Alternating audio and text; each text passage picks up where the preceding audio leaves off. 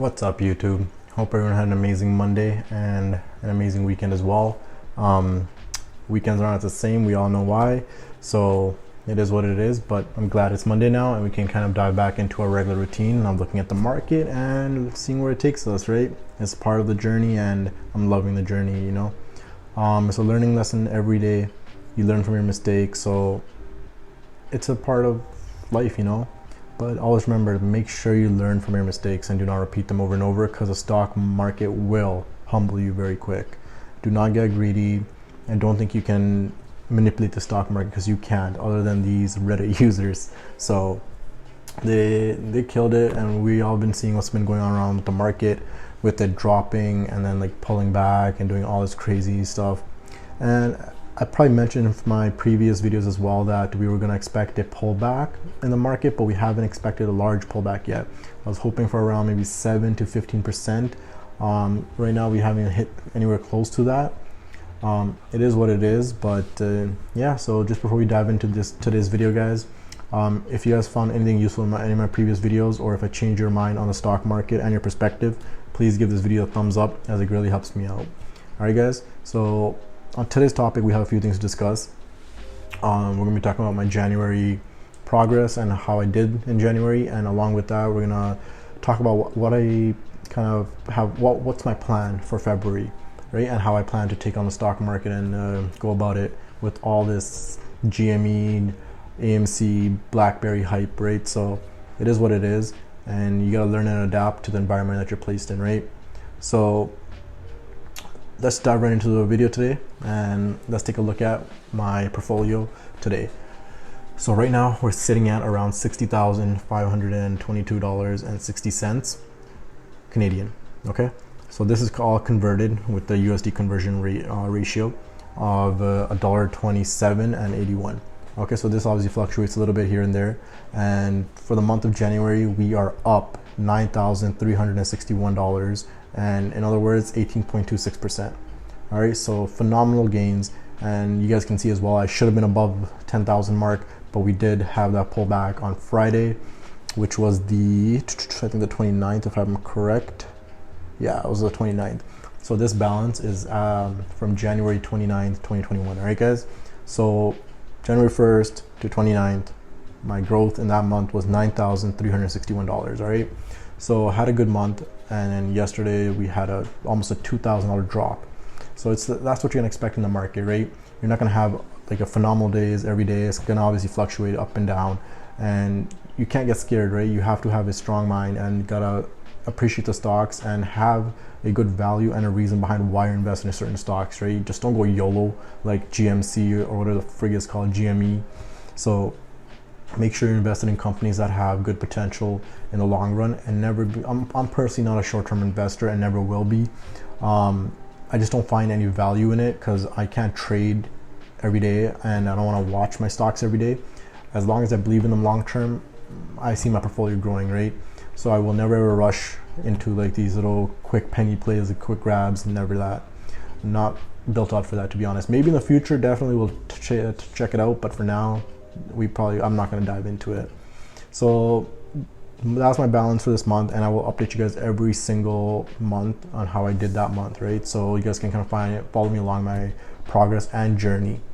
So also all right guys, so I just want to touch up on one of the mistakes that I made during my trading session or last week actually, where I kind of lost a little bit of money.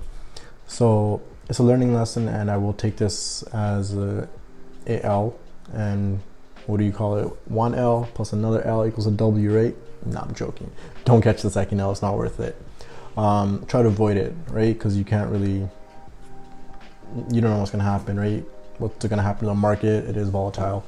So based on, here, let me just tell you my story first.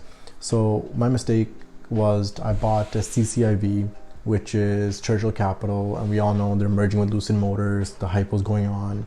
So on the graph, I'm gonna show you guys right now. So within the graph, you'll see the mistake that I made. I ended up catching this and chasing it, and that's my number one pet peeve. Never chase a stock, never do that, and I exactly did it. So I went against my own trading rules and ended up catching the L. So I'll even tell you how much that L was for. It was for roughly around $1,200 USD. Okay, so I ended up catching this around 20 right here. So on the graph, you'll probably see, I'll tell you right here, my price was like right here, right at the end of that candlestick. So I caught the price there, and it wasn't my fault entirely. So what happened was, since GMU and AMC had this hype going on, everybody was coming on to their brokers, and the brokers just kept crashing and going down. So I got caught in the midst of that, and I ended up putting an order through for a quick swing, get in, get out during the hype session, and put my order in. Broker kind of crashed. I canceled my order before that happened, but then it kept saying pending cancellation, which kind of made everything screwed up. And they ended up actually fulfilling my order, which was pending cancellation, for like the 3 hours, and then they filled it right at the end of the day for that price of $24.93. Right after that, I started seeing it kind of like the next morning, it dipped down on the 26th, and then it came down, and the next day again, the 27th, came further down. And normally that's where I would cut my losses when it touched around, I think it was like 18 or 19 bucks. I touched that, I should have cut my losses, but I'm like, no, I'll wait it out a little bit. It ended up going to like 20, and then it came back down. I had a good opportunity to sell here still, but I believed in this company long term, but I was kind of like upset at the fact that I was holding the bag.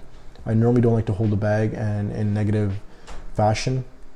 So I was negative, and I was kind of getting annoyed with it. It wasn't moving too much, and then the next day came, 28th, and then finally the 29th came, and it kind of started to pick up, but I ended up selling on the 29th, right before market close, because I was worried about what's going to happen Monday, and ended up selling at a loss of $1,200, around $20.90 or something.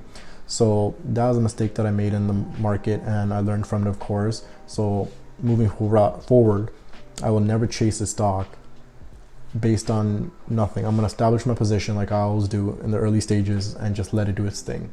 And yeah, so take that a lesson from me. Do not chase, wait, find a good entry, because stocks will always come down. And a GME had a very negative effect on all the stocks, because a lot of people started to pull out their money, hence the drop in CCIV. So people started pulling out money and put into those stocks such as GME, AMC, and those started going up, and these stocks started to fall along with the entire market. All right, guys. So enough to talk about GME and AMC. We already know what's going on in the market, how it's kind of screwing it up, and yeah, so like a lot of people are just basically pulling their cash out from good stocks and putting it into hype stocks, which is driving other stocks down and making it better for investors such as us, who are gonna pick these up on boxing prices. So make sure you guys have a few of your stocks on like a watch list that you watch on a daily basis, so you guys can kind of evaluate their price range and how they're moving and pick them up for a discount, right? So another point I just want to quickly mention is have some dry powder, in the sense that have some cash on the side so you guys can invest during these market pullbacks. So that'll be one of my plans for the month of February, to kind of just watch and like kind of wait around on the sidelines and see how the stock market plays out, because February is gonna be a very volatile month, and who knows what's gonna happen with these two hype stocks that are kind of taking over the whole market. So make sure you guys have some money on the side and get ready to pounce on some of these stocks, and definitely develop your watch list so you guys have something on, all right? So one of the plays I just want to quickly go over with you guys is that I'll be taking most likely a part in is gonna be FuelCell.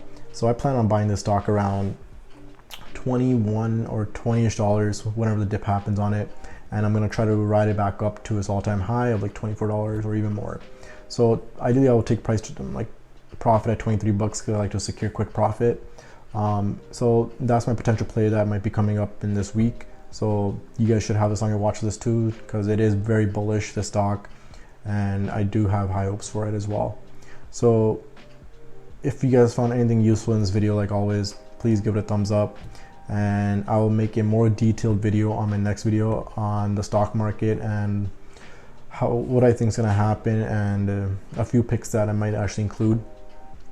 Or actually one more thing I want to put out there. I'm going to show you guys quickly one more thing. So if you guys are looking at my screen, let's check out. So this Excel sheet. I'll be sharing with you guys soon. So this is just my like entry prices, and I'll kind of post this up in my next video. So these are my stocks that this is my YouTube stocks that I'll be kind of investing in, meaning that this whole profile is from my YouTube.